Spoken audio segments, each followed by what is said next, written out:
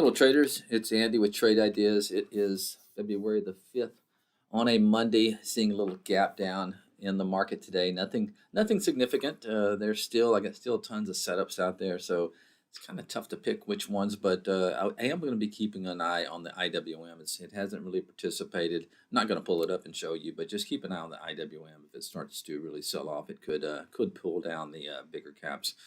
All right, let's dive into some setups here. First on the list is this BRBR. It has really been going sideways, just really hugging this 10-period moving average, getting up here basically at an all-time high. It's gapping up this morning above this two points right here, going back to this date. So keep an eye on BRBR for a move higher. TXT is on the list. All right, Textron. And what I like about this one is had a nice move after earnings, and it's been kind of going sideways. You can see they're in a channel. Looks like it's gapping up too, but one to watch there. See if there's any volume coming in with this breakout to all-time highs. LITE, LITE.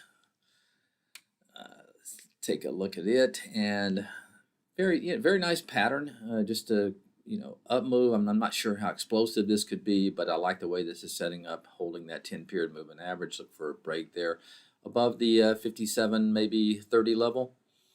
A couple of pullbacks I want to bring to your attention today. That Qualcomm, this is kind of pulled back to its 50. You can see it hit it on Friday and put in a little bottoming tail. So I'm going to be looking for a move above Friday's high there in Qualcomm.